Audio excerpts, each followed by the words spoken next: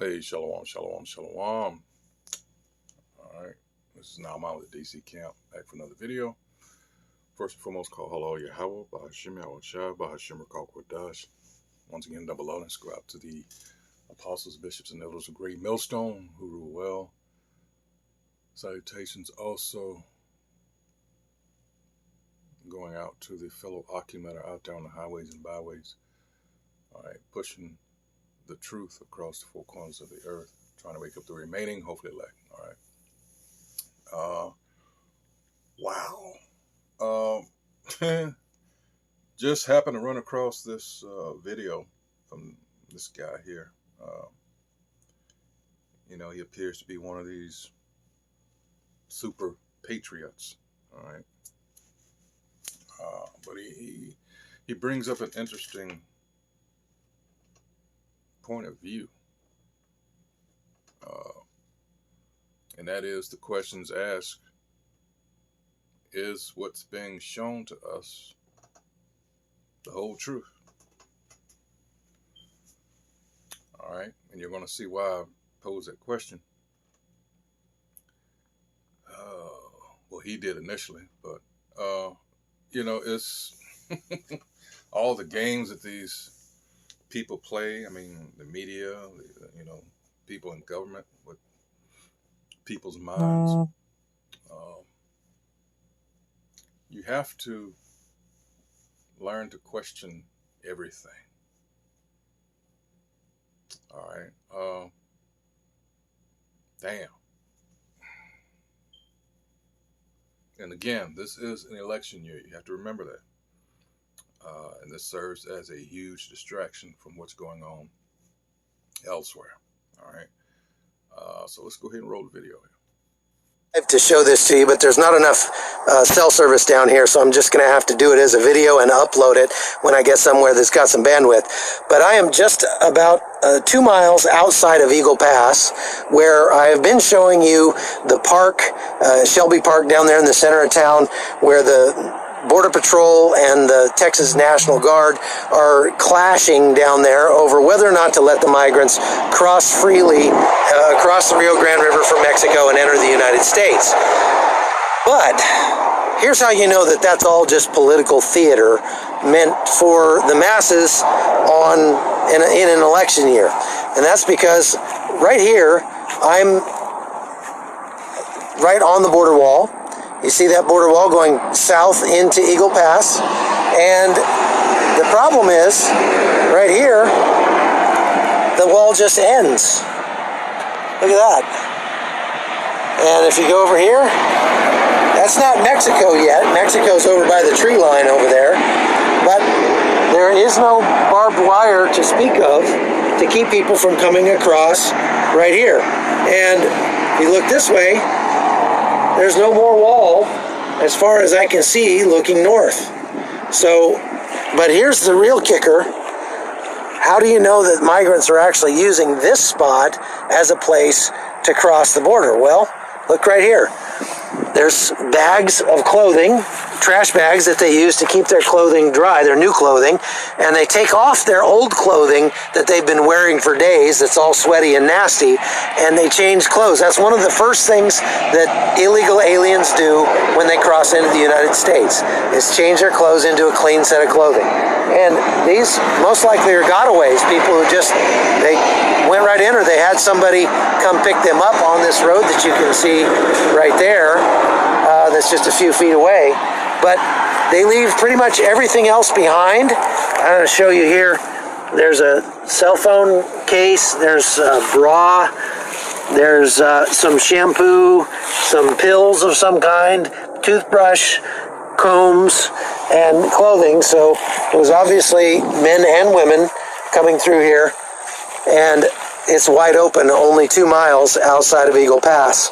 So if the government of Texas was serious about stopping this migration, they would be stopping it everywhere, or at least trying to, and they would be stopping the trade that goes back and forth from Mexico, and that would be the way to get Mexico to take a stand and stop the migration, would be to hit them in their pocketbook. But they're not doing that, and that's how you know that this is really just political theater. So there you have it, political theory. And then I remember I watched briefly another video of his. Let me see if I can pull it up. Let's see. All right, bear with me. And I just happened, let's see. It says how to stop illegal immigration. Okay. If I go back to, you know, you can watch that on your own. I'm just going through, but I remember seeing this comment, all right, on his comment board, and it's right here. And I thought about, okay, I've heard this somewhere before, and could this be what they're actually doing? Because they're collapsing the system. Let's go into the Cloward-Piven strategy and just see what it is. Here it is. All right. Remember, this enemy of ours, these Edomites, these self-proclaimed white people, all right, we're dealing, and I have to borrow this line from the amazing Lucas, we're dealing with a lineage of evil here, all right? They're all, as the scriptures say, they can't, well, let me get it real quick. I don't want to misquote it. They're constantly thinking up wickedness. This is Proverbs 4, is it 12 or 16? 16. It says, for they sleep not, except they have done mischief, and their sleep is taken away unless they cause some to fall. All right, and that some, all right, just happens to be everybody, including us, primarily us. We are the primary target, always have been. But clearly this is a sign that, well, the elites are pulling the plug on America. And let me finish it out. 17, I'm sorry.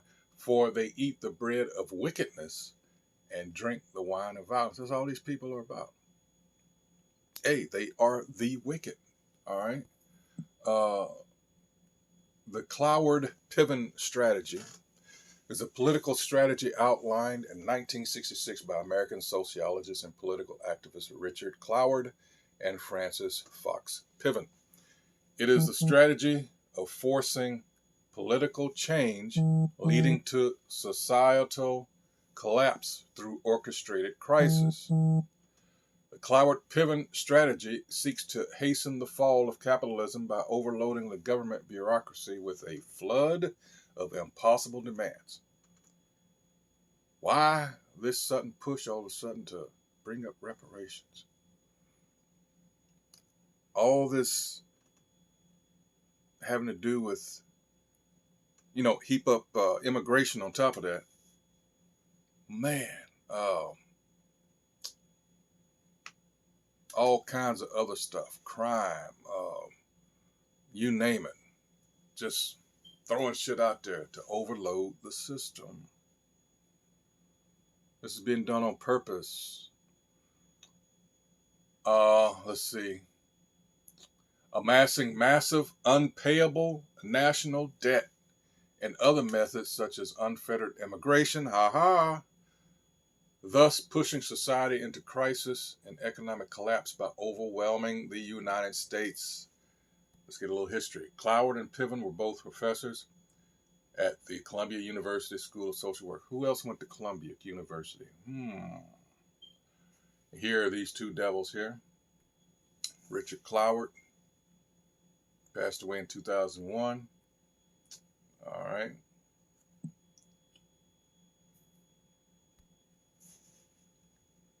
And Francis Fox Piven. All right, who'll be 92 later this year if she lives that long. All right. So these two came up with that. Reception and criticism. Well, let's just look at strategy. All right, 66. Oh, gotta read this. Cloward-Piven's article is focused on forcing the Democratic Party, which in 1966 controlled the presidency and both houses of the United States Congress, to take federal action to help the poor. They stated that full enrollment of those eligible for welfare would produce bureaucratic disruption in welfare agencies and fiscal disruption in local and state governments that would deepen existing divisions among elements in the big city Democratic coalition, the remaining white middle class, the working class ethnic groups, and the growing minority poor. Isn't that working? Isn't that what's... Wow. To avoid a further weakening of that historic coalition, a national Democratic administration will be constrained to advance a federal solution to poverty that would override local welfare failures, local class and racial conflicts, and local revenue dilemmas. They further wrote, the ultimate objective of the strategy to wipe out poverty by establishing a guaranteed annual income isn't that what they've been also talking about on a global scale now? UBI, Universal Basic Income? Huh? Because ultimately we're talking about control, right? It says this strategy will be questioned by some because the ideal of individual social and economic mobility has deep roots. Even activists seem reluctant to call for national programs to eliminate poverty by the outright redistribution of income. Huh. Uh-huh.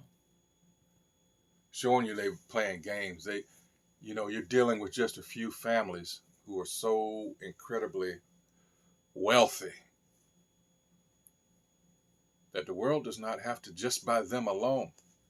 Fuck all these other agencies they have, just by them alone they could solve all this. But they don't want it like that because you're dealing with a people, talking about the nation of Edom, that ultimately have a serious God complex. That's scriptural. All right, that's 2 Thessalonians, 2nd chapter, and a few others. All right, it's pointing to who we're talking about here. Even using the Ezekiel 28th chapter.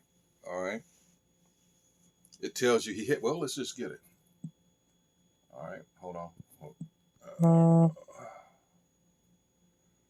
This is Ezekiel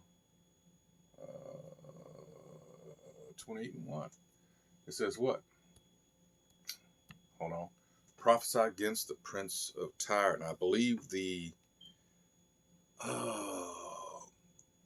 king at this time was Ethbaal the third. Anyway, so here it is. It says, the word of the Most High Yahweh came again unto me, saying, Son of man, say unto the prince of Tyrus, thus saith the Most High Yahweh, because thine heart is lifted up, and thou hast said, I am a God, I sit in the seat of God, in the midst of the seas, yet thou art a man, and not God, though thou set thine heart as the heart of God. How many characters, historical, I might add, you have to match up secular history with the scriptures. Again, to help solve that mystery, you need to know this. All right, that actually had this mindset, all right, and met a terrible end. All right, yeah, Nebuchadnezzar comes to mind. That fool, let's get him. Let's. In fact, I'll come back to this. Another fool that thought he was a god. All right, let's go to First Maccabees. All right, after Alexander died, all right, and then you get this idiot here. All right, Antiochus Epiphanes the Fourth. Yeah, he thought he was like that. Again, met a terrible but deserving end. All right, continuing back, picking up back up in Ezekiel. All right, again, he thought he was a god, but no, you're a man. Same with this Edomite. That's what's going to happen to him. It says, behold, thou art wiser than Daniel. Look at all the technology they have now. You know, as it told you in Daniel, you know, knowledge would increase, right? In fact, they're trying to create their own life form and AI. All right. It says, behold, thou art wiser than Daniel. There is no secret that they can hide from thee. With thy wisdom and with thine understanding, thou hast gotten thee riches. They own all the gold. Hell, they make money. Once again, they're in a position. This world does not have to be like it is. All right. It says, continuing on, and has gotten gold and silver into thy treasures. By thy great wisdom and by thy traffic hast thou increased thy riches, and thine heart is lifted up because of thy riches. The most proudest pieces of shit you will ever see are the so-called white man.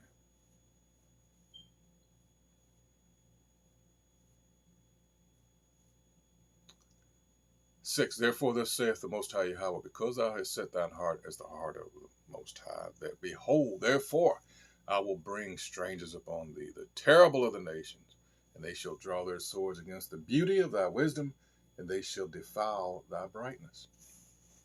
All right, that's already been in motion for a little while now. All right, they shall bring thee down to the pit, and thou shalt die the deaths of them that are slain in the midst of the seas. All right, keep in mind Isaiah 14th chapter with this and Obadiah. All right, wilt thou yet say before him that slayeth thee, I am God? Thou shalt be a man and no God in the hand of him that slayeth thee. Thou shalt die the deaths of the uncircumcised by the hand of strangers.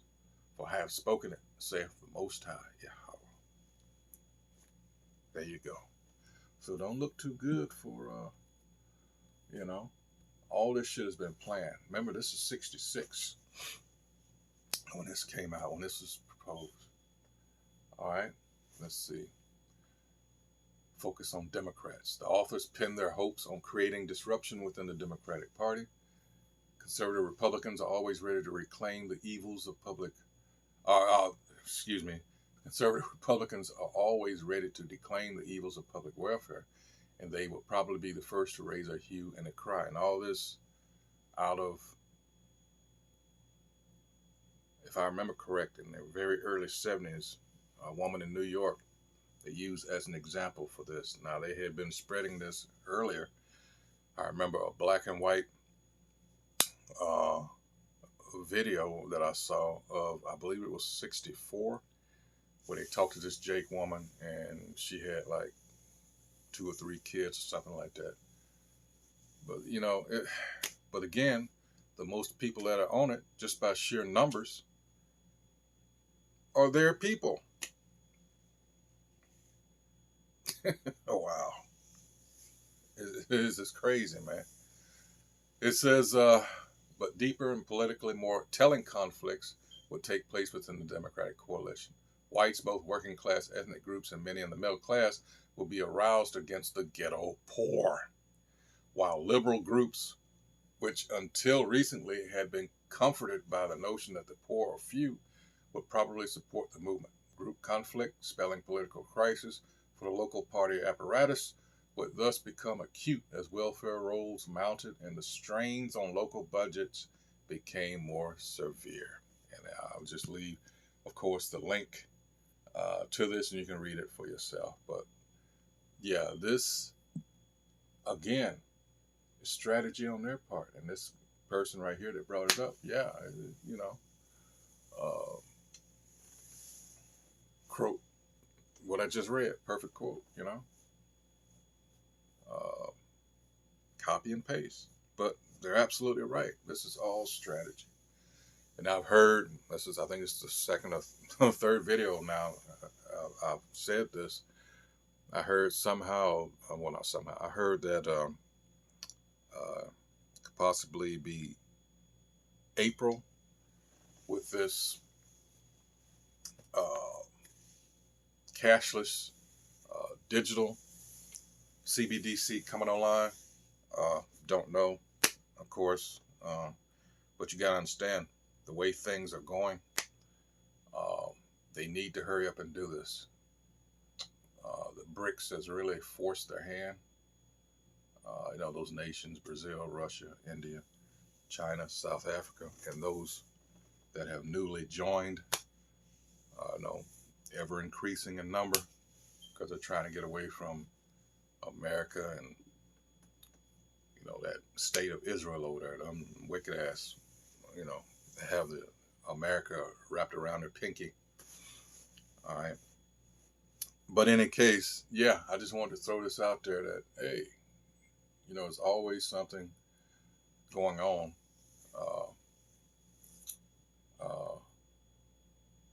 Some underhanded shit.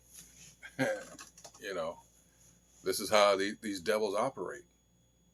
So it's just something else to consider here. Of course, continue to follow up on it. Damn. Right out there, just the wall ends. Like, wow. Okay, no fencing. They can always come to this point. Then you got to ask, well, why isn't there more gear there? All right. But then you find out, one of my last videos, I pointed out that the Red Cross, as far down as, I believe it was Colombia, was passing out maps to these people. America, this way. So that gives even more validity, all right, to this strategy here, the Cloward-Piven strategy. This is all being done on purpose. Hey, so hopefully this, well, with me anyway, is a shorter video. I hope once again that you were edified. Again, yeah, the games these pieces of shit play. This guy's website is the Hot Zone with, hold on, with Chuck Holton. All right, check it out. It's my first time coming across it, but hey, again, I'll post a link to what I've gone over with you here. And again, it's something to consider. All right, everything's being hyped up for a reason. Remember, this is political year. Presidential politics just came across the wire. I don't know if you saw it at the top there. They said nope. The court said nope. You're talking about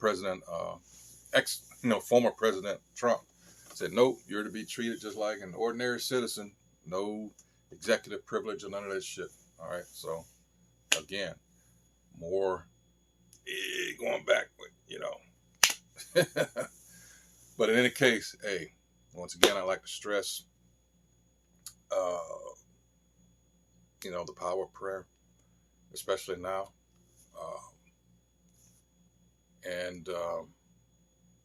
Yeah, I hope who all views this are edified. That's what we aim to do here at Great Millstone. Filter everything through the scripture. So with that, until the next video, hey, shalom. You said something that made sense. Now you know what you need to do next time. Better call Car Shield now.